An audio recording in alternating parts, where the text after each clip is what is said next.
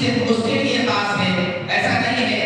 तमाम फुरुआत, जितनी फुरुआत यहाँ होनी है, तमाम के लिए ये बात बिल्कुल पक्की है और लिखा हुआ है। कहीं पर कुछ खाने कम होंगे, उसकी तरतीब फुरुआत की तरतीब के मुताबिक आपको बता दी जाएगी। मैं बता रहा था कि मखारिज के 2 नंबर काटे जाएंगे। एक मखरज न बताने पर 2 नंबर काटे जाएंगे, 2 मखरज न बताने पर 4 नंबर काटे जाएंगे। अगर मखारिज और कवाइद दोनों नहीं बताए तो आपके इकट्ठे 10 नंबर काट लिए जाएंगे। ये बात ध्यान में रखें।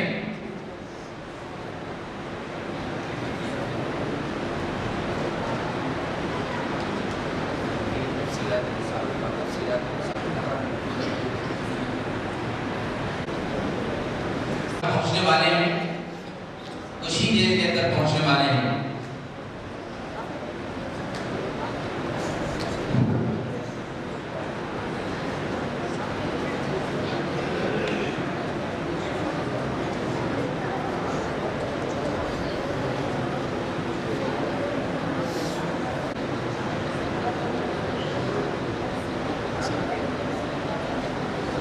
अपने लोगों को हकम न बनाएं, माजरत कर ली और कहा कि बाहर के मेहमानों को ही हकम बनाया जाए। फिर वक्त ज़्यादा होता जा रहा है, इसलिए हकम सानिस की हैसियत से मैं मौलाना रज़ाउद्दीन साहब मज़ाहिर से दरख्वास्त करूँगा कि वो हकम सानिस की कुर्सी संभालें।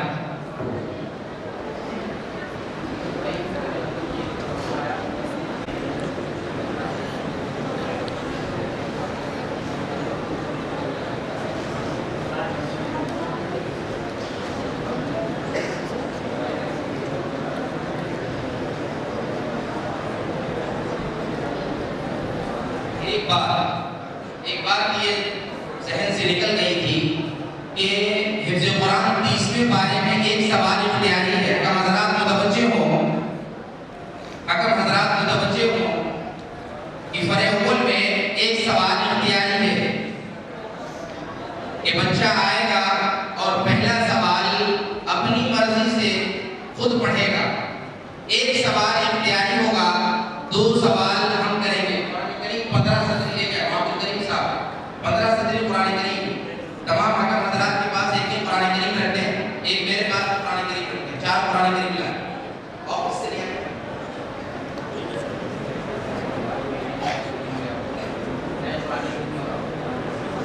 ला रहे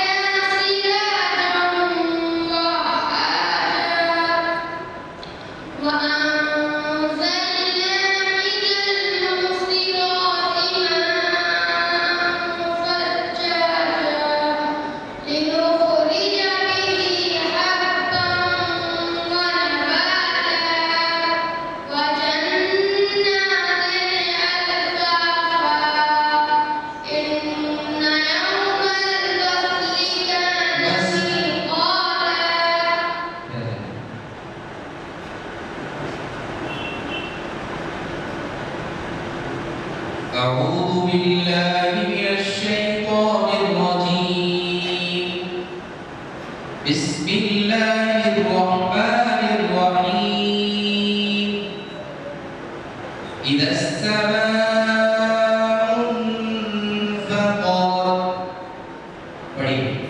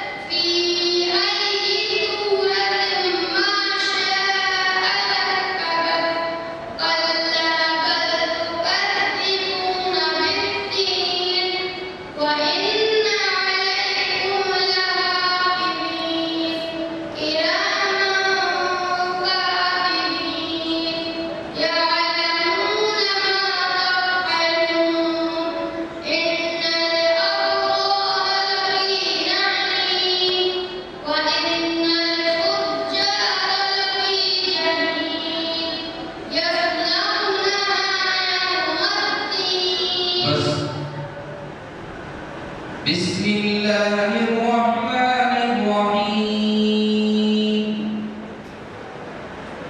إن الذين آمنوا وعملوا الصالحات أولئك هم خير البرية. بسم الله الرحمن الرحيم. إن الذين آمنوا وعملوا الصالحات أولئك هم خير البرية. إن الذين آمنوا وعملوا الصالحات أولئك هم خير البرية. جزاؤهم عند ربهم جنات عدن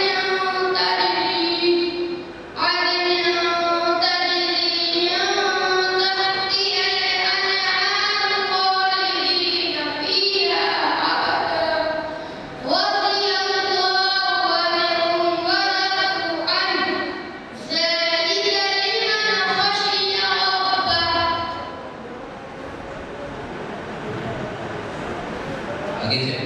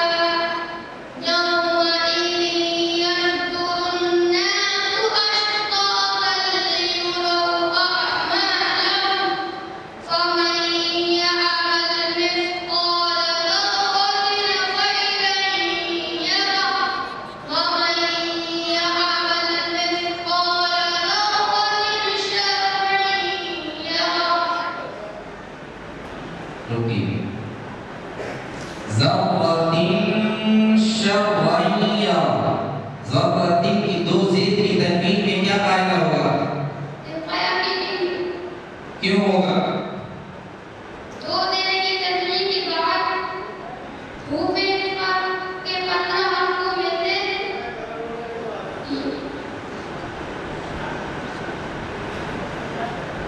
शीला 15 ता ता जी गा गा गा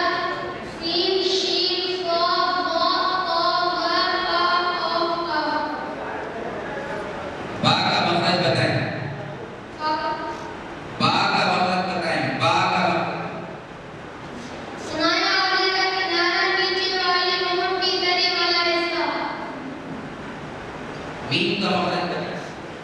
अका मज़रात मुतवज्जे हो, ईद का मकसद बताएं। दोनों होती की मुश्किल वाला है। जाइए तशरीफ लाएंगे मुसाहिब नंबर 6, मुसाहिब नंबर 6 तशरीफ लाएंगे मुसाहिब नंबर 6। अगर हज़रात मुतवज्जे हो, मुसाहिब नंबर 6 तशरीफ ला रहे हैं, आप वहां पर टिक लगा लें, नंबरात देने में कोई दिक्कत महसूस ना हो। मुसाहिब नंबर 6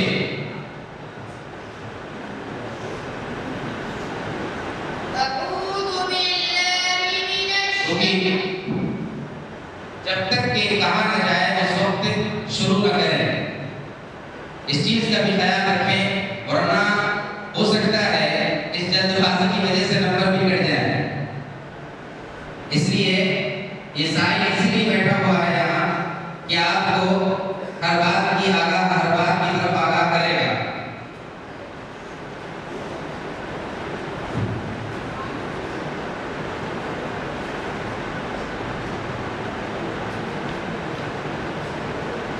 जी शुरू करें।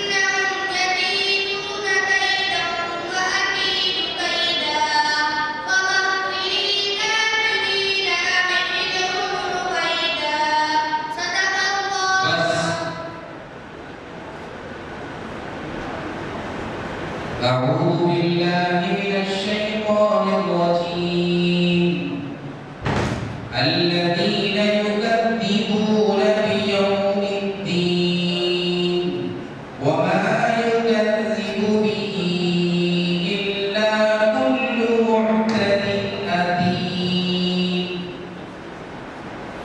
بسم الله الرحمن الرحيم وما يكذب به إلا كل معتد أثيم إذا تتلى عليه آياتنا قال أساطير الأولين كلا بل طال على قلوبهم ما كانوا يكسبون كلا إنهم عن ربهم يومئذ لمحجوبون ثم إنهم لقالوا الجحيم ثم يقال هذا الذي كنتم به تكذبون كلا إن الأبرار لفي عليين وما أدراك ما عليون كتاب مرقوم يشهده المقربون إن الأبرار لفي نعيم عليهم يشهده المقربون يشهده المقربون إن الأبرار لفي نعيم عليهم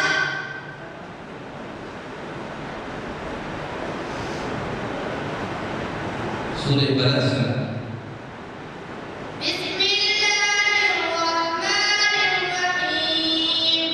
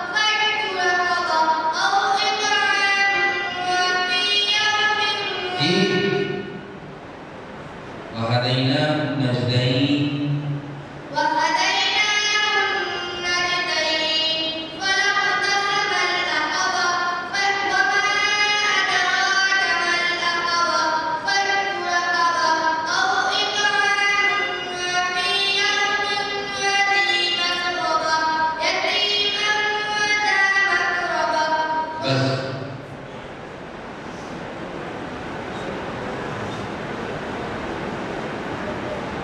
वलिसानौ व शफतैन, दो ज़बर की तनवीन में क्या आया? नौ वलिसानौ व शफतैन।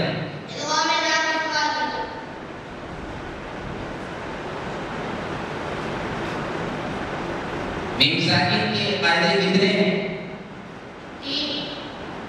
कौन कौन से?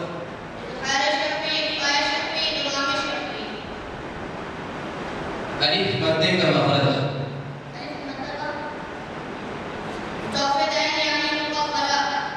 या गैर मद्दा का मखरज। जय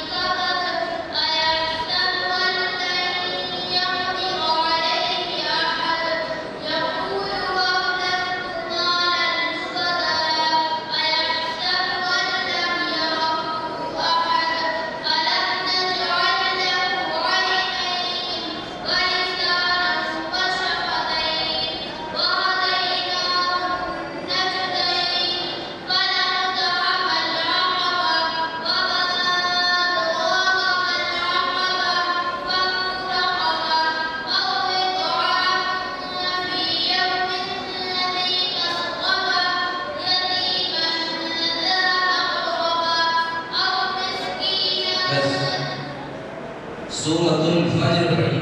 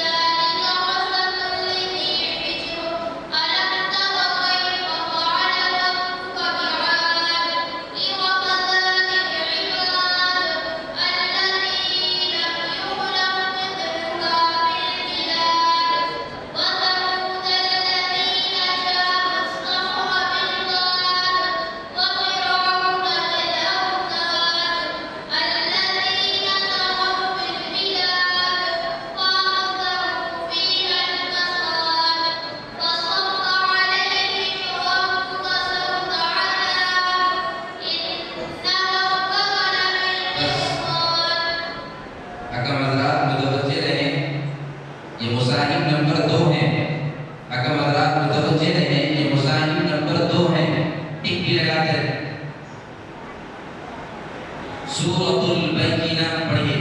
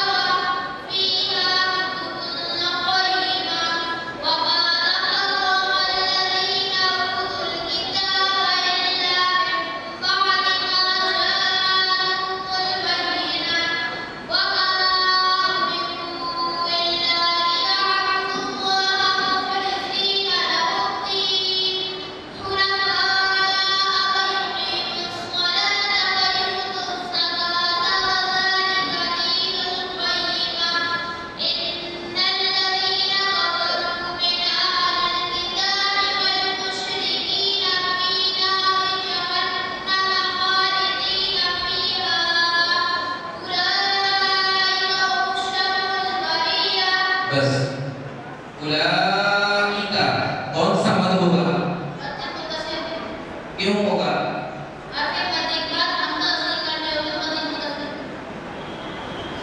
उलाइका हुम शर्रुल बरिया, हुम की मीम साकिन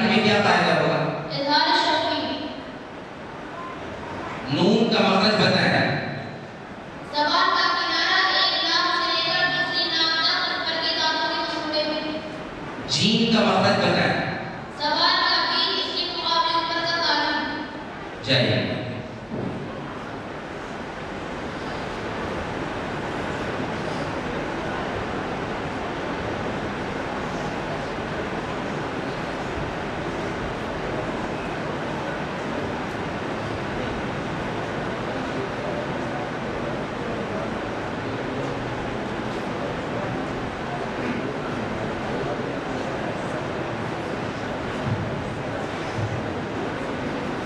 तशरीफ लाएंगे मुसाहिब नंबर 7। अगर हजरात मुतवज्जे हो, तशरीफ लाएंगे मुसाहिब नंबर 7।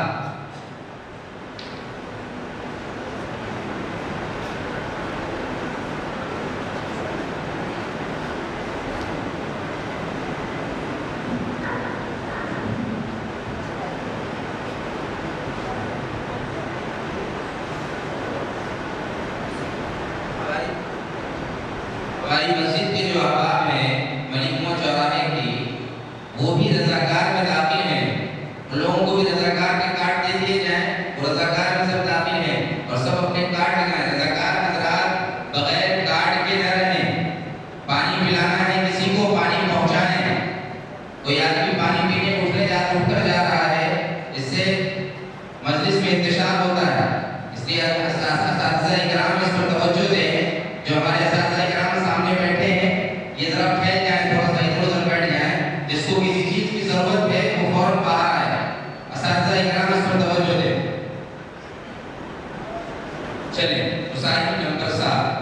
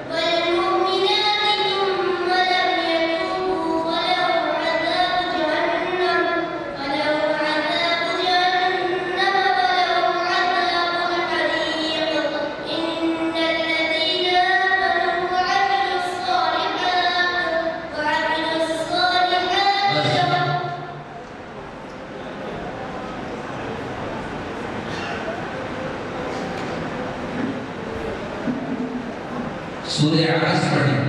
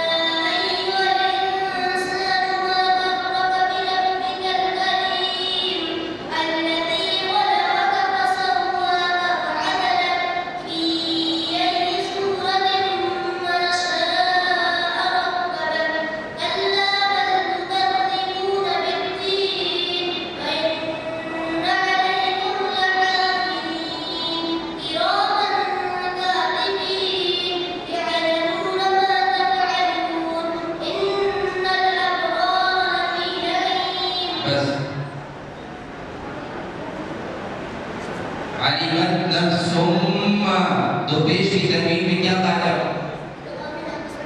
इल्गाम में नाकिस मार करना। अगर हजरात जी माइक में बताएं। इल्गाम में नाकिस मार करना। या अय्युहल इंसानु, इंसानु साकिन में क्या कायदा होगा? इंसानु नून साकिन में क्या कायदा होगा? दाल का मखरज बताएं। दाल का मखरज बताएं। सवाल नीलो सरा लेके चढ़ो। ज़ाद का मखरज बताएं। सवाल नीलो और ऊपर के दानों की चढ़ो। चाहिए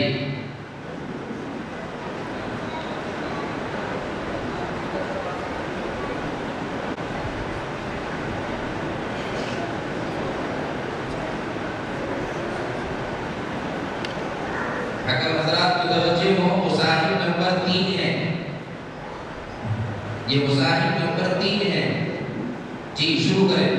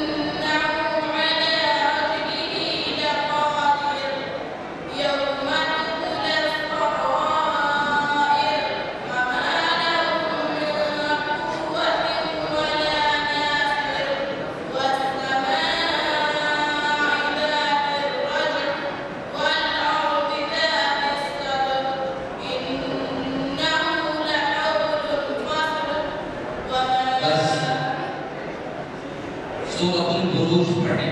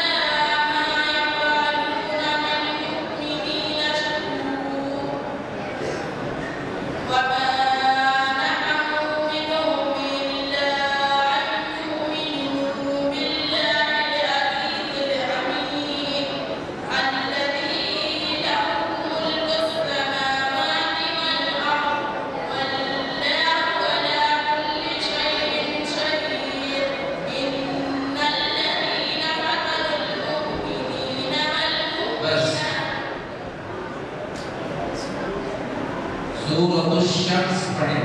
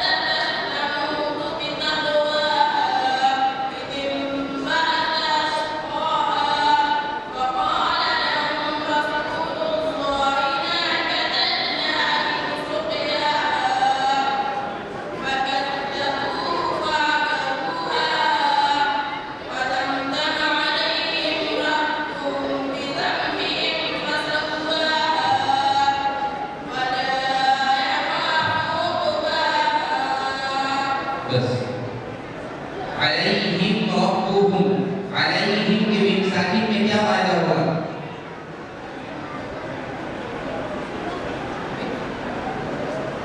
माइक में बोले, माइक में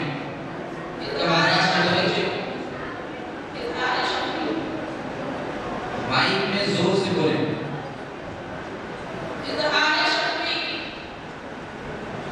क्यों होगा?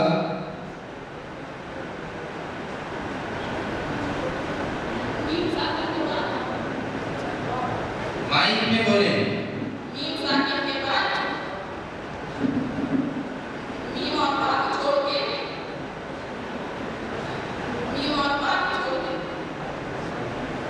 बा का मखरज बताएं, ता का मखरज बताएं, ता का मखरज बताएं।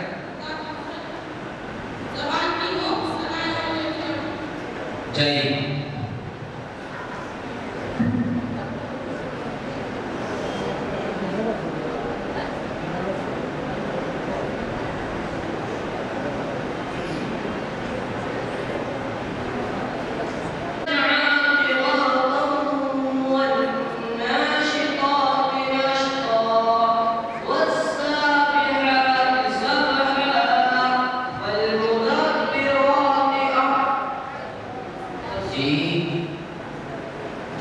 एक बात याद रखना जी, कोई सामने से किसी को कोई इशारा नहीं करेगा, किसी को कोई बताएगा नहीं। ये बात ज़हन में रखें। अगर कोई बच्चा इस तरीके की हरकत करता है तो उसका जब नंबर आएगा तो उसके नंबर काटे जाएंगे। ये बात ज़हन में रखें। कोई भी बच्चा इस तरीके की कोई हरकत न करे। मुसाहिब जो भी यहाँ आए वो नीचे देखकर सवाल को समझे और पढ़ें।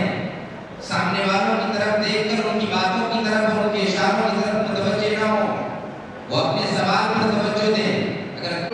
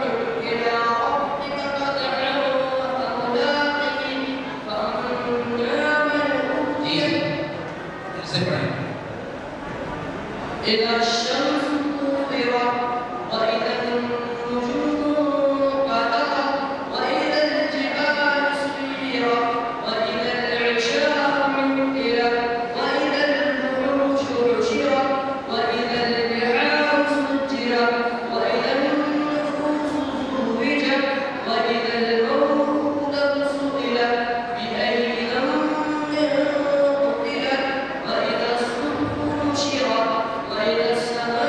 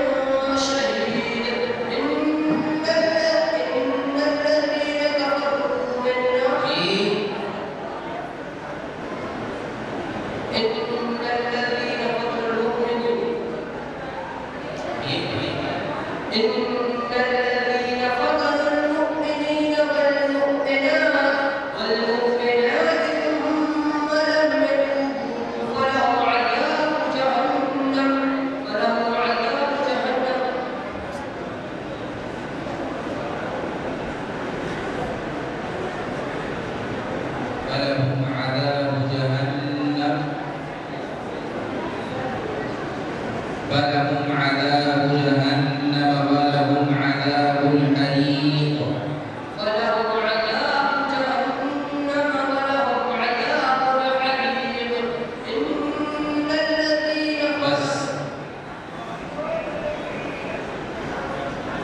إذ هم عليها بمساكين का क्या फायदा हो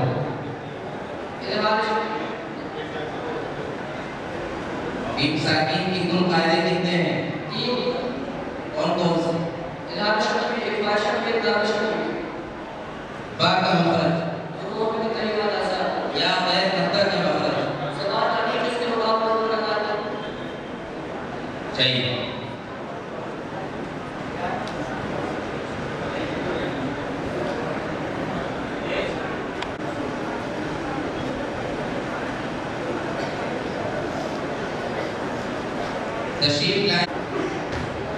तशरीफ लाएंगे मुसाहिब नंबर 9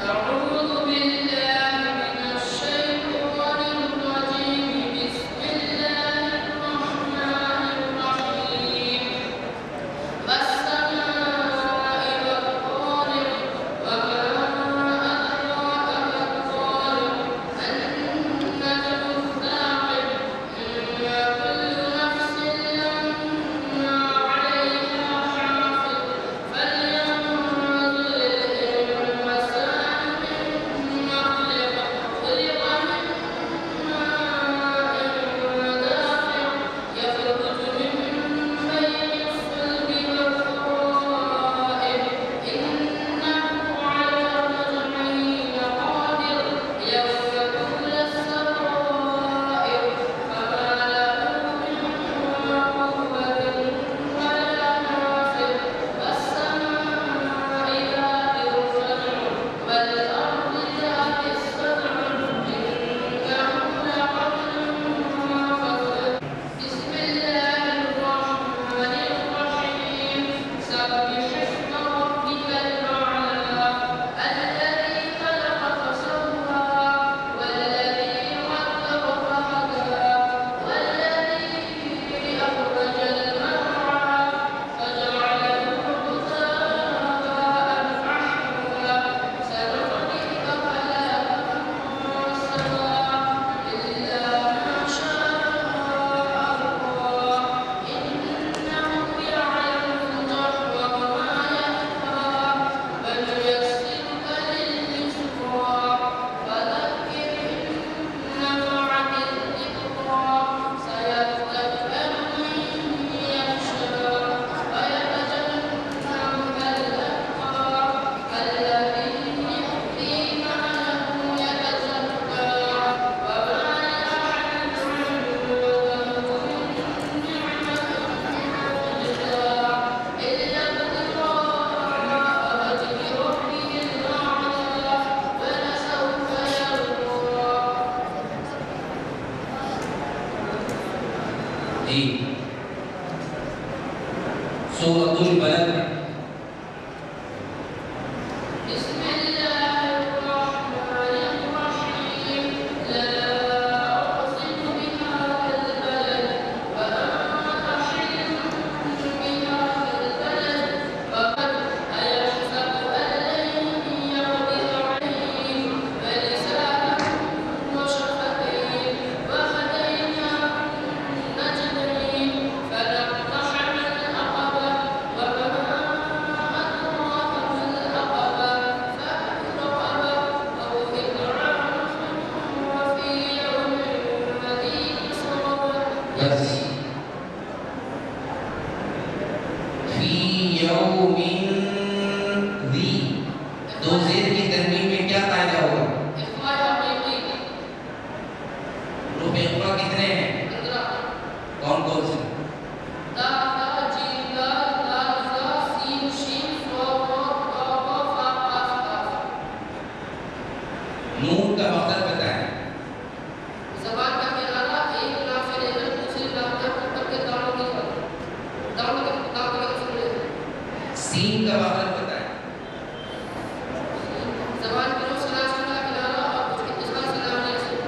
जय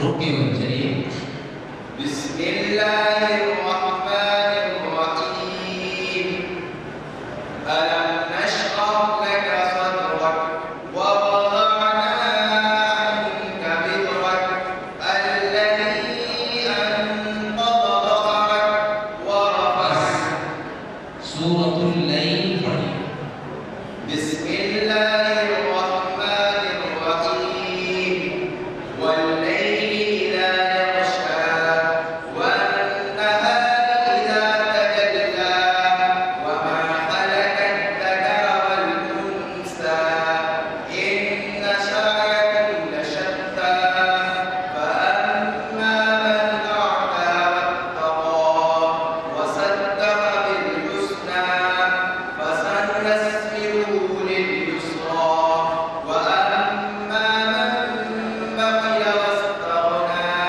وكذب بالحسنى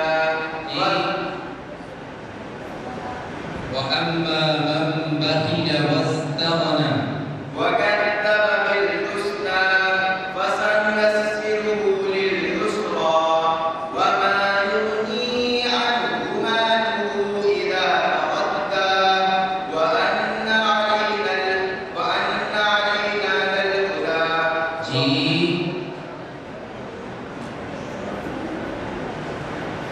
وما يغني عنه ماله إذا تردى وإن علينا إن علينا للهدى وإن علينا إن علينا للهدى وإن لنا للآخرة والأولى فأنذرتكم نارا تلظى لا يصلاها إلا الأشقى بس أعوذ بالله من الشيطان الرجيم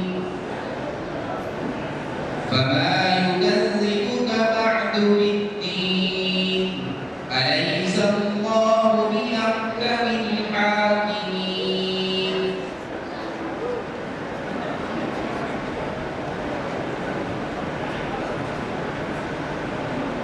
فما يكذبك بعد بالدين أليس الله بأحكم الحاكمين بسم الله الرحمن الرحيم فما يكذبك بعد بالدين والضحى والليل भाई सूरह 3 की आखिरी आयत है समझिए सवाल समझे नहीं समझे अलैस अल्लाहु बिअहकमिल हाकिमीन सूरह 3 की आखिरी आयत है फमा युकद्दिबुका बअदु बिद्दीन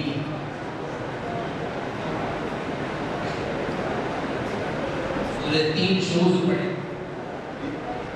सूरह 3 शुरू से पढ़े बिस्मिल्लाहिर्रहमानिर्रहीम والتين والزيتون وطور سينين وهذا البلد الأمين لقد خلقنا الإنسان في أحسن تقويم ثم رددناه أسفل سافلين إلا الذين آمنوا وعملوا الصالحات فلهم أجر غير ممنون فما يكذبك بعد بالدين أليس الله بأحكم الحاكمين بسم الله الرحمن الرحيم पढ़िए इक़रा बिस्मि रब्बिकल लज़ी खलक़ بسم الله الرحمن الرحيم اقرأ باسم ربك الذي خلق خلق الإنسان من علق اقرأ وربك الأكرم الذي علم بالقلم علم الإنسان ما لم يعلم बस अल्लमल इंसान मुसाकिन में क्या फायदा होता है तनकीन और मुसाकिन के फायदे कितने हैं चार एक बताएं चार नून का मखरज बताएं ज़बान का किनारा और एक नाम से लेकर दूसरे नाम तक और ऊपर दीवार की मसूल है लाम का मखरज बताएं ज़बान का किनारा और एक जायद से लेकर दूसरी जायद तक और ऊपर दीवार की मसूल है जाइए ये मुसाहिब नंबर 5 थे अगर हजरात मुतवज्जे हो ये मुसाहिब नंबर 5 थे तशरीफ लाएंगे मुसाहिब नंबर 10 तशरीफ लाएंगे मुसाहिब नंबर 10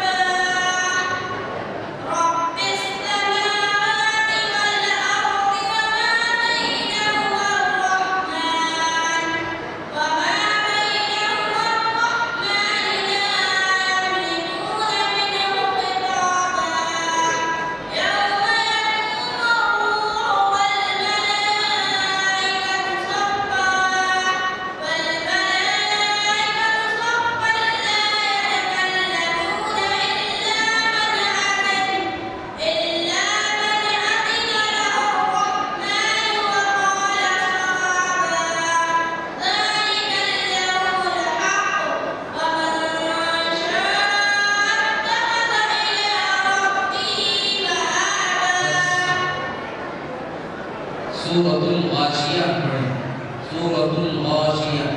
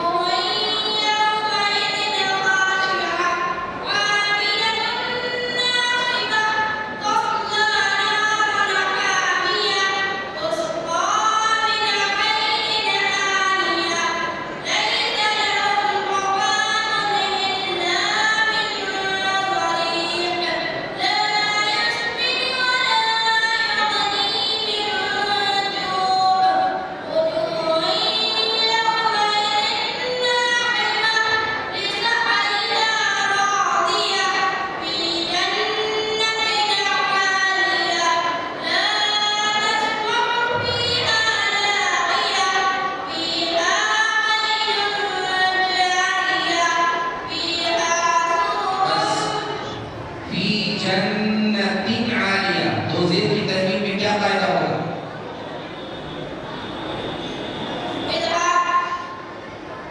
क्यों होगा? लेकिन दो ज़ेर की तनवीन के बाद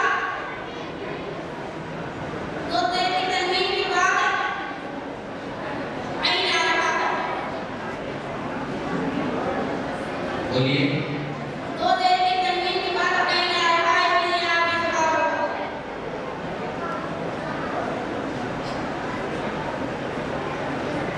अलीफ मद्दे का मकसद बताएं। जो आपके जहर यानी नून का खला गौर का मकसद बताएं। गौर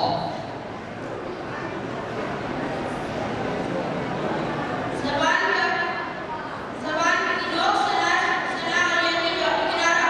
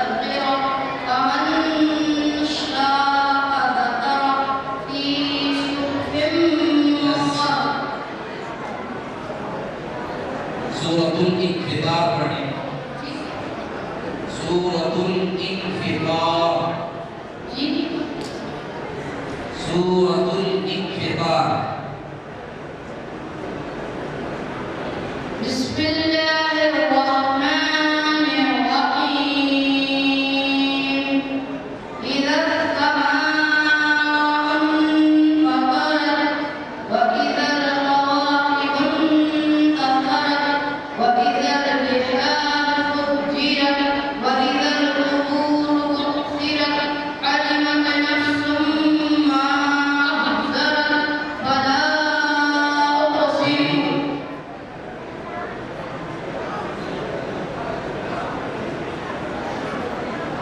इससे पढ़े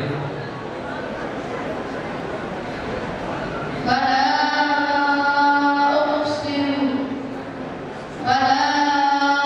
أقسم بالخنس الجوار الكنس إذا السماء انفطرت بسم الله الرحمن الرحيم إذا السماء انفطرت وإذا الكواكب انتثرت وإذا البحار فجرت وإذا القبور بعثرت علمت نفس ما أحضرت فلا علمت نفس ما قدمت وأخرت علمت نفس ما قدمت وأخرت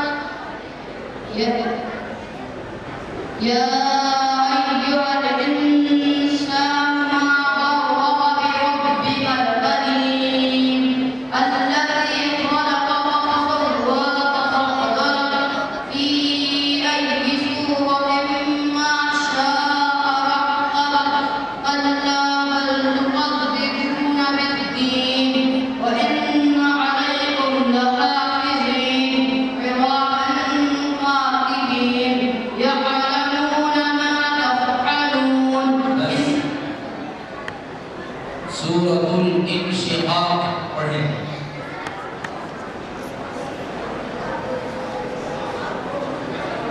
अकम हजरात मुतवज्जे हो ये मसाइल नंबर 15 है सूरतुल इंशिकाक सूरतुल इंशिकाक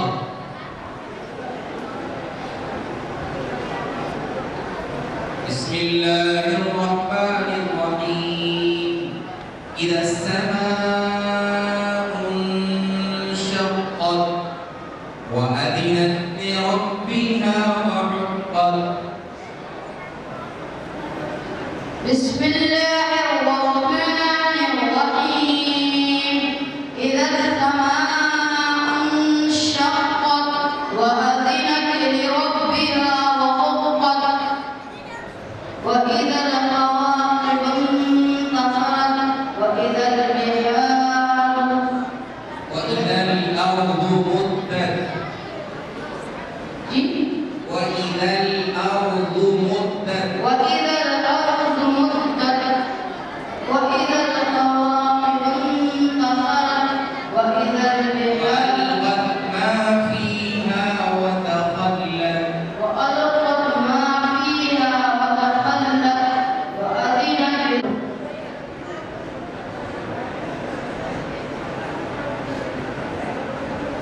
या अय्युहल इंसान इंसान के रूप साकी में क्या फायदा हो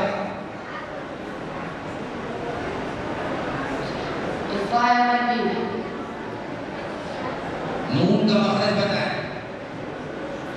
तो दोनों की कुश्ती वाला हिस्सा अगर हजरात मुतवज्जे हो ये मुसाहिब नंबर 15 है मीम का मखरज बताएं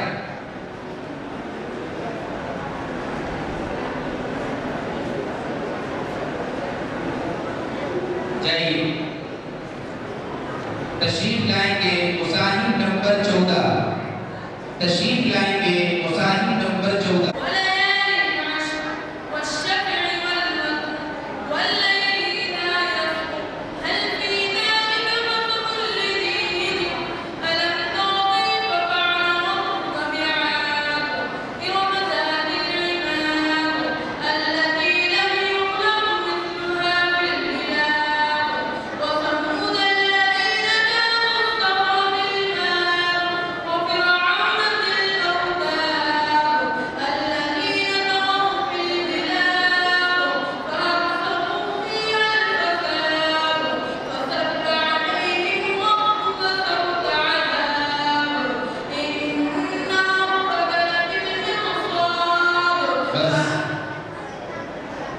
सूरतुल बैयिना पढ़िए।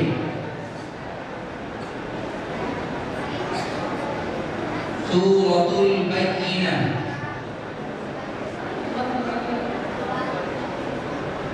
बिस्मिल्लाहिर्रहमानिर्रहीम। लम यकुनिल्लज़ीना कफ़रू मिन अह्लिल किताबि वल मुश्रिकीना मुनफ़क्कीन।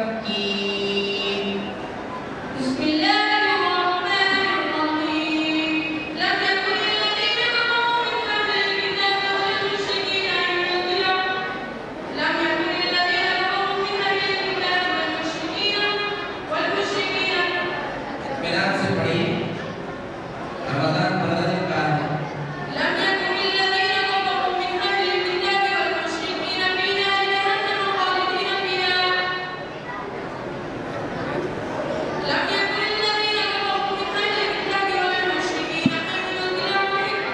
لم يكن الذين كفروا من أهل الكتاب والمشركين منفكين حتى تأتيهم البينة.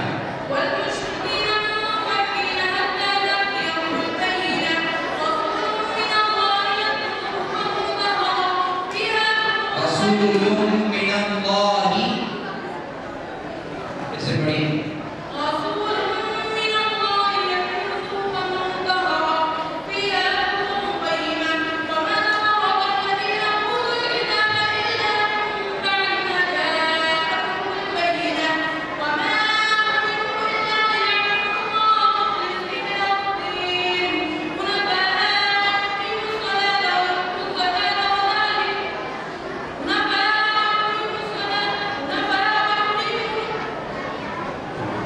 حنفاء ويقيموا الصلاة ويؤتوا الزكاة وذلك دين القيمة.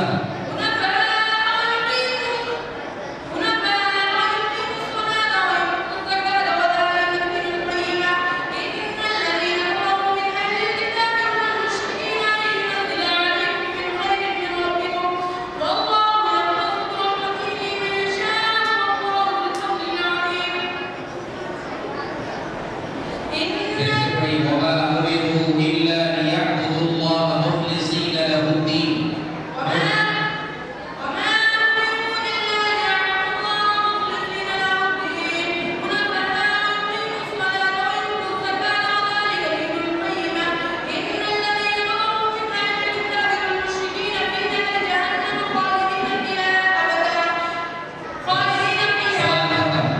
जी बस करें जी। सूरतुल लैल पढ़े। एक मिनट अगर हजरात इस पर मुतवज्जे हो, जिन बच्चे के सवालात खत्म हो रहे हैं, 3 सवालात में आप याददाश्त के जो नंबरात हैं उन पर तरतीब दे लें। नंबरात को तरतीब दे लें तो इंशाअल्लाह आसानी होगी। एक सवाल अगर खत्म होता है तो सीधे पूरे सवाल के नंबरात कट जाएंगे। एक सवाल का नंबर उसी हिसाब से आप तरतीब दे रहे हैं जी। शुरू करें। सूरतुल लैल मुसाहिब नंबर 14।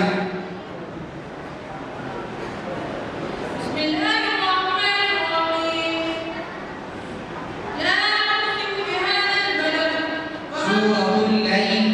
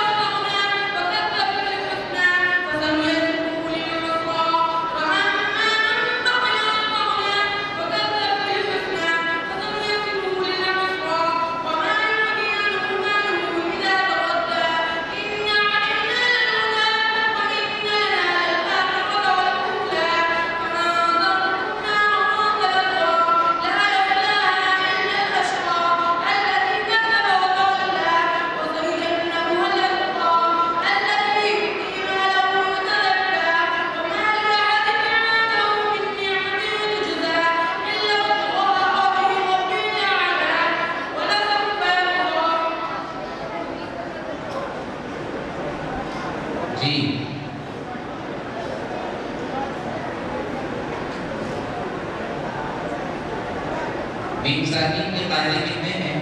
बीम साकिन के कायदे 3 हैं। कौन कौन से हैं? इदहारी शफवी, इकफाई शफवी, इदगामी शफवी।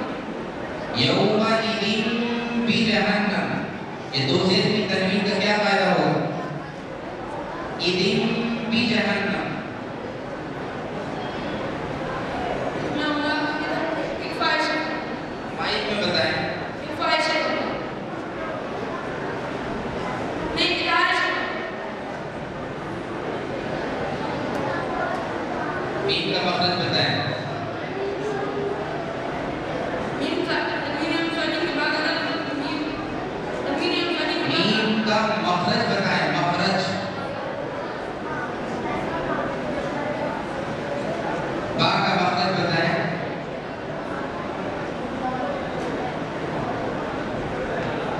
जाइए, ये मुसाहिब नंबर 14 थे, ये मुसाहिब नंबर 14 थे। तशरीफ लाएंगे मुसाहिब नंबर 11, तशरीफ लाएंगे मुसाहिब नंबर 11। रज़ाकार हज़रात, स्टेज पर जो उलमा इकराम तशरीफ फरमा हैं, एक तो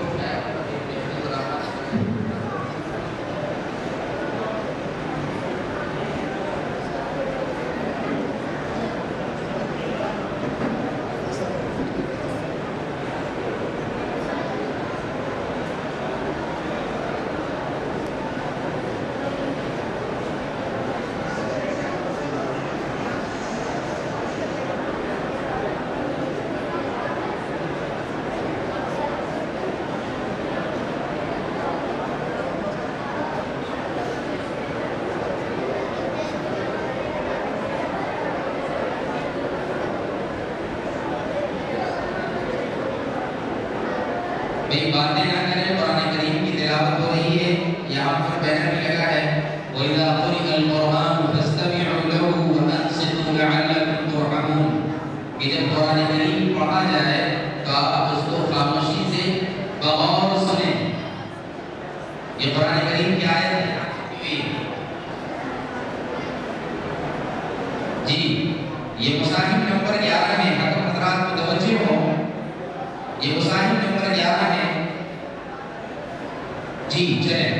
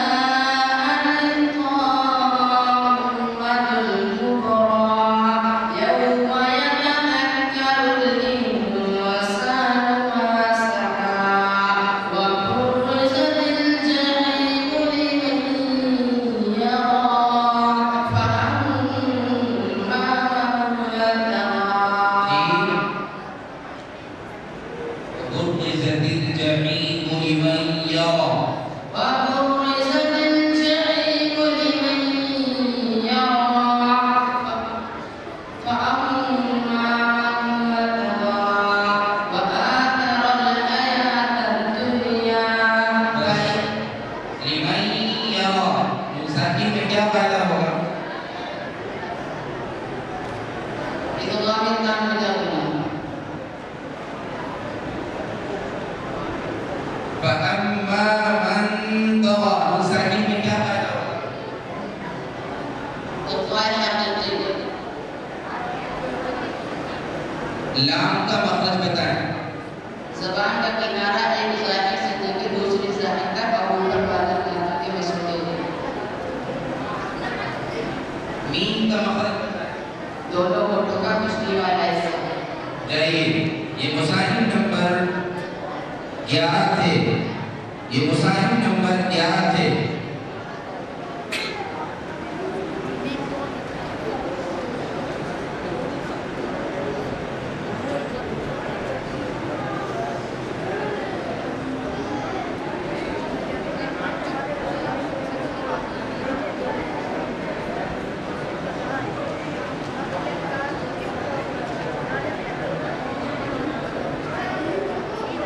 तशरीफ लाएंगे मुसाहिब नंबर 12। तशरीफ लाएंगे मुसाहिब नंबर 12।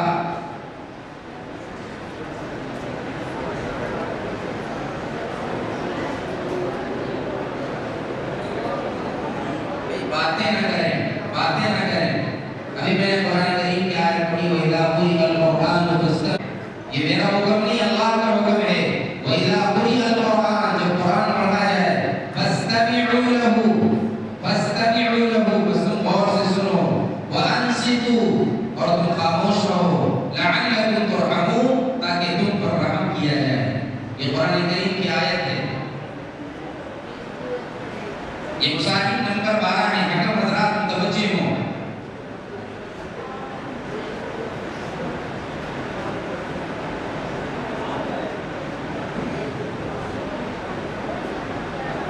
أعوذ بالله من الشيطان الرجيم.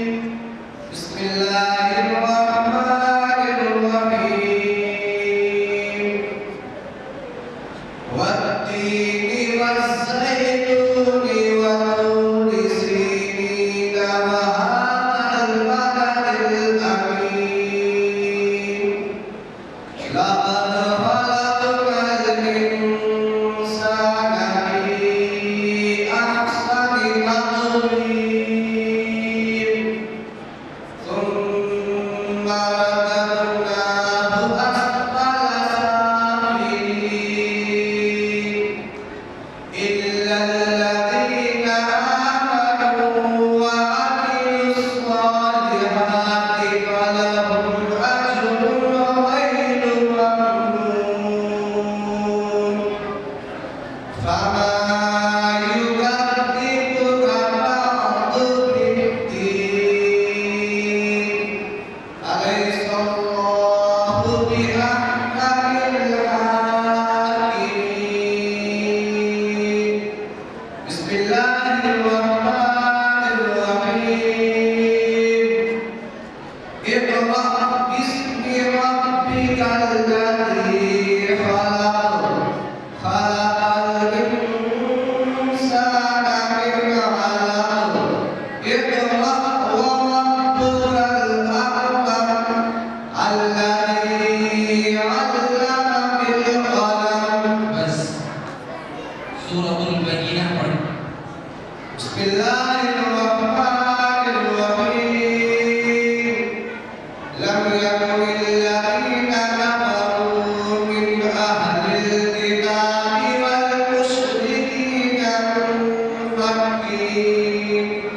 والمشركين منفكين حتى تأتيهم البينة. رسول من الله يتلو صحفا مطهرة فيها كتب قيمة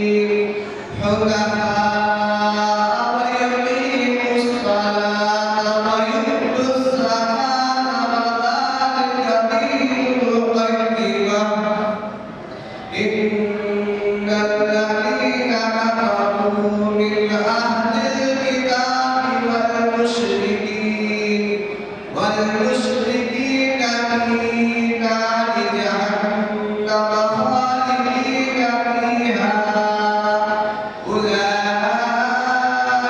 هم شر البرية सूरतुल अअला पढ़ें।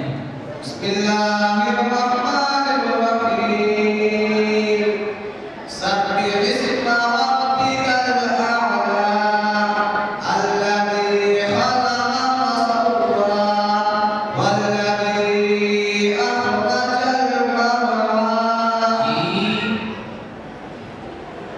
वल्लज़ी अखरजल मरआ सब्बिह बिस्म रब्बिकल अअला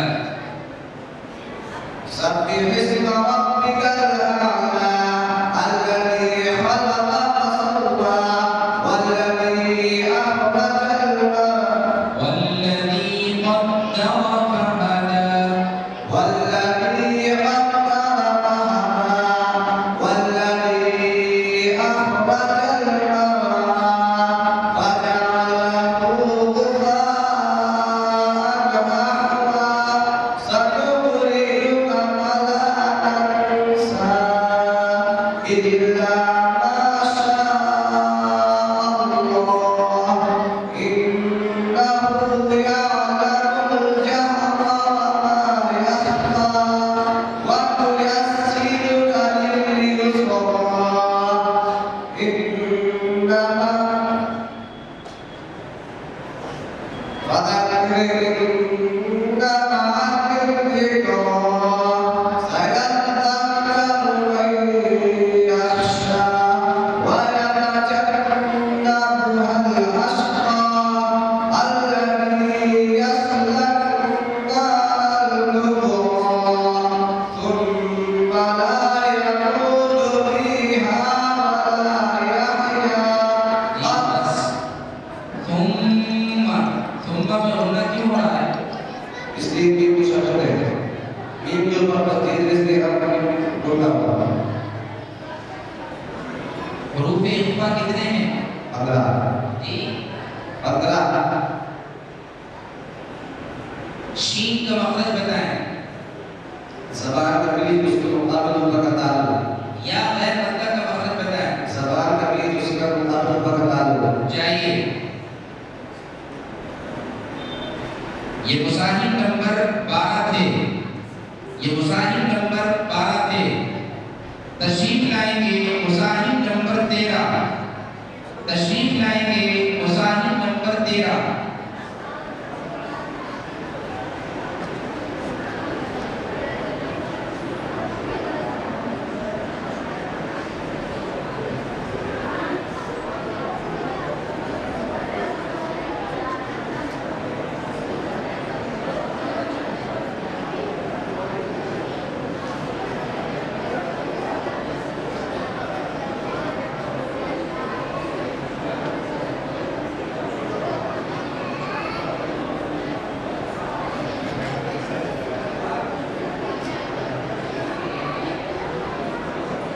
अगर हज़रात मुतवज्जिह हो, ये मुसाहिब नंबर 13 है। अगर हज़रात मुतवज्जिह हो, ये मुसाहिब नंबर 13 है।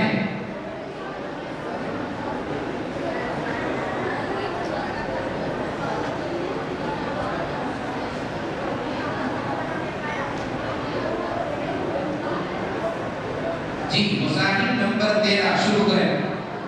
أعوذ بالله من الشيطان الرجيم بسم الله الرحمن الرحيم إذا السماء انفطرت وإذا الكواكب انتثرت وإذا البحار سجرت وإذا القبور بعثرت علمت نفس ما قدمت